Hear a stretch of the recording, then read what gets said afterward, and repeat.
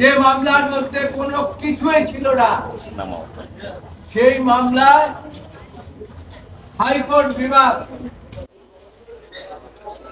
5 বছর থেকে 10 বছর করেছে। এটা খুবই দুঃখজনক। যে মামলার মধ্যে কোনো সারবর্তাই ছিল না, সেই মামলা 5 বছর থেকে 10 বছর। অর্থাৎ বিচার ব্যবস্থা বলে কিছু ছিল না। ফ্যাসিস্ট সরকার যা বলতো সেভাবে এই জাজমেন্ট হতো। এবং এই বলেছে যে অ্যাপিল ইজ অ্যালাউড।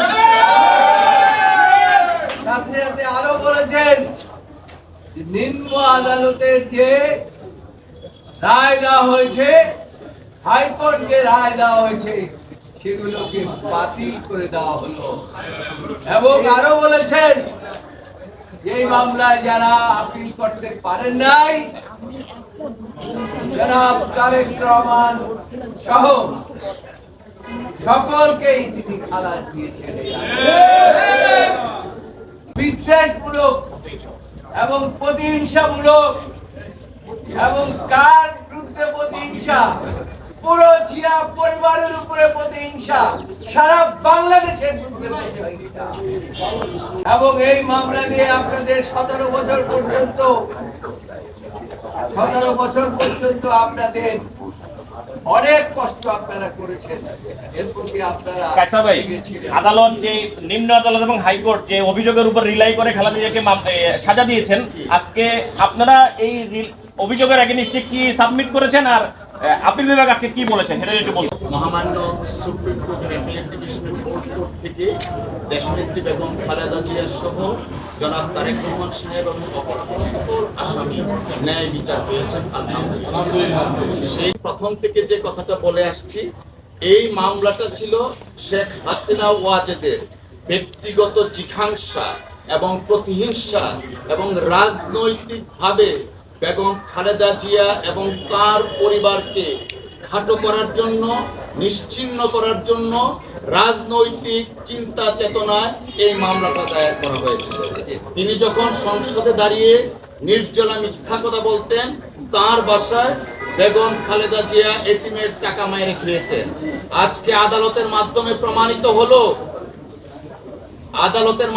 প্রমাণিত হলো দেশনেত্রী বেগম খালেদা জিয়া ইনোসেন্ট এবং সর্বোচ্চ আদালত বলেছেন ফাউন্ড নট গিলটি।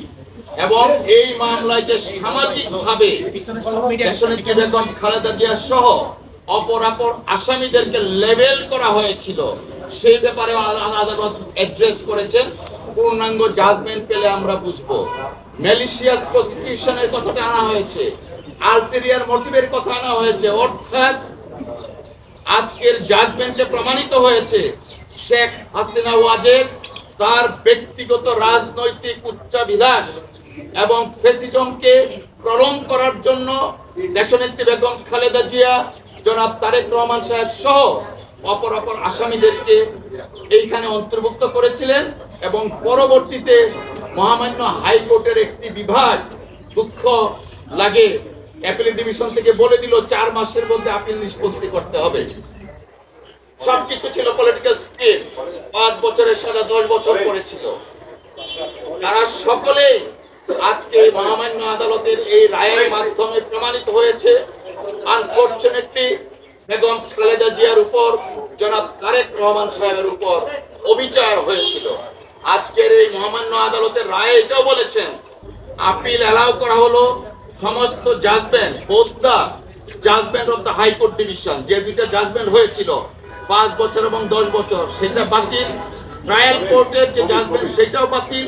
এবং নন অ্যাপিলিং যারা ছিলেন, অর্থাৎ জনাব তারেক রহমান সাহেব, উনিও আজকে মহামান্য সুপ্রিম কোর্টের সর্বোচ্চ আদালত দ্বারা ইনোসেন্ট নট গিলটি প্রমাণিত হলো। আদালত বলছেন এটা কিন্তু আদালত বলছেন এই মামলাতে সাধারণত আপিল বিভাগ কোনো আপিল করলে হাইকোর্টের রায়টাই সেটিসাইড করেন।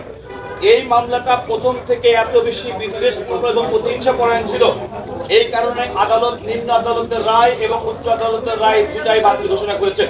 আপিল বিভাগের আজকের রায়ের পরিপ্রেক্ষিতে এই যারা আসামি এবং আপিলকারী তাদের সমাজে যে সম্মান হানি ঘটেছিল তার একটা চির সমাপ্তি ঘটবে এবং তাদের ইনোসেন্টটা আজকে থেকে পুনরুজ্জীবিত হবে এবং তারা যে কখনোই অন্যায় কোনো অপরাধ করেননি সেটা বলে আজ এটার মাধ্যমে আদালত প্রত্যাশা করেছে আমার যেটা বলেছেন সেটা হচ্ছে যে এই ধরনের ম্যালিশিয়াস প্রসিকিউশন আমরা মনে করি কখনো কোনো ব্যক্তিকে রাজনৈতিক বিধ্বংসের কারণে করবেন না এবং এই রায় একটি ঐতিহাসিক রায় বাংলাদেশের আদালতের জন্য যুগ যুগ ধরে এই রায়টি ভবিষ্যতের রেফারেন্স হিসেবে থাকবে।